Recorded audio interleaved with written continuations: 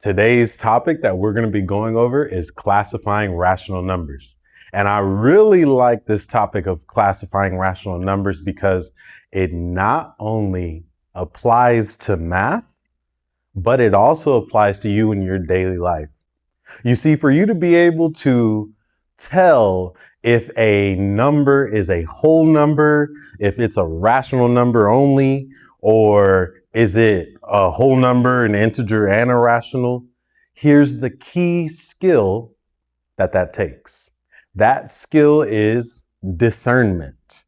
And it is my goal as your teacher to impart to you the skill of discernment, because it will not only serve you in math, but it will serve you in life as well. So to get started, what we're going to use, maybe you've seen this before. This is called a Venn diagram. And within a Venn diagram, this allows you to set boundaries, okay? Like in the beginning, when God created the heavens and the earth, he put Adam and Eve in a boundary called the Garden of Eden, okay? And so this Venn diagram, and something that you may hear in different math classes, I'm not too sure on what your teacher would use, but I'm going to be using what is called a nested diagram. And you'll see what that looks like. So in the inside here, we have what we call natural numbers. And natural numbers are all the numbers that you can clearly see and by counting things. The Word of God says that that God has made his existence clear to those who just view it. His thumbprint is clearly written on nature. And so with that being said, natural numbers are things that you can count, and you don't need any tools in order to count them. So that's going to be numbers like 1, 2, 3, 4. These are all examples of natural numbers. And then when you go out further, you have what is called whole numbers. And I'll go ahead and use this vocabulary word here. The natural numbers are nested in the whole numbers. And so here's what that means. Every single natural number is a whole number, but not every whole number is a natural number. And the perfect example of that is the number 0. 0 is a whole number, but that's not something that you can observe in nature. Okay, so we have natural, whole, and then whenever you go out even further from whole numbers, you get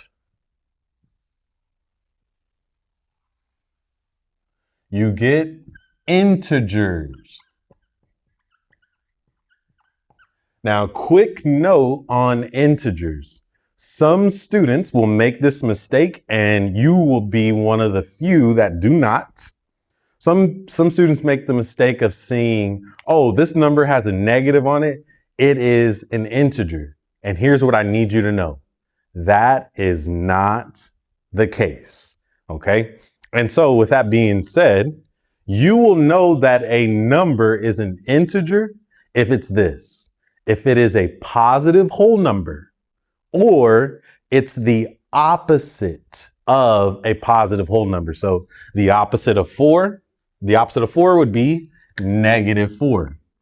Okay, so we have -4. The opposite of -25, of course, would be 25. What the thing that you need to make sure that you note here in the integer space is that these numbers, and also it includes 0. 0 is an integer. However, it just doesn't have a positive and a negative. It's what we would call neutral. Okay, so integers, they are whole numbers and they're opposites. Okay, so I'm going to be using these different vocabulary words so that you're used to it and that you know what will follow after that. Okay, and then, which I'm going to run into some space here, is rational numbers.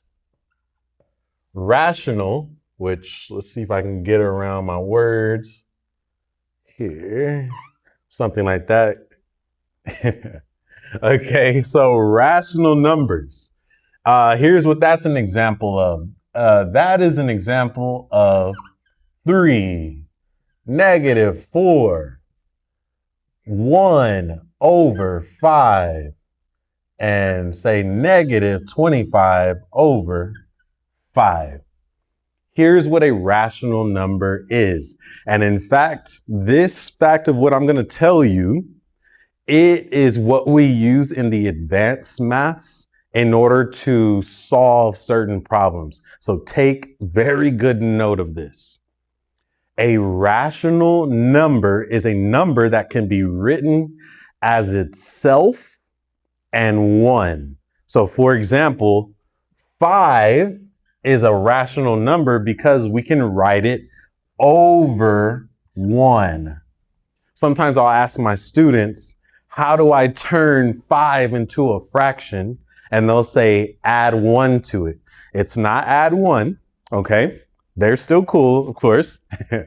So you put 5 over 1. That's how you can turn any whole number, or technically any rational number, into a fraction. Because rational is based off the word ratio. And a ratio is a comparison of two quantities. Okay, so that's rational. And then this little category over here, which it's not a little category, but for the sake of today's video, here's what it is. Irrational. Okay, irrational. And to give you an example of this, 22 divided by 7. These are what we would consider rational numbers. All of these that you see, the nested diagram, these are all rational numbers. But irrational, that is not something that you have to worry about until you are in 7th grade and higher. Okay, so we won't be talking about irrational today, but we will be looking at the aspects of rational numbers. And so here's what you need. With a rational number, here's what we know about their decimals.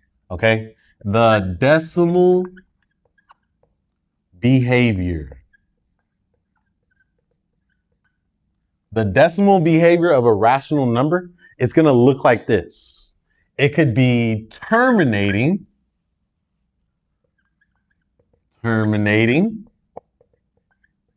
Okay, terminating is where we get the word in Spanish, terminar, which is to end. And it's exactly that. It's going to look like 5.0. So 5.0 is an example of a terminating decimal, which is also a rational number. What else is a rational number? That the decimal behavior, here's what it is. 1.7777, of course, or you could just do 1.7 repeating. Okay, so what is it? Rational numbers. I'm stopping to give you some time to write it down. Rational numbers have a decimal behavior of terminating and repeating. There is a certain pattern that you're able to see. It's either going to be clear, it's all the same number, or there's going to be a repeat of the same numbers happening over and over again. So that is how you can discern what is a rational number. And for those of you that are in the higher levels, maybe you're watching this video, irrational, this root word, the root prefix here, that means not rational. So how do you know what an irrational number is? Here's what it is. Non-terminating and non-repeating. This has been Mr. Williams with Math Minutes. And as I always say, spread the gospel, not gossip.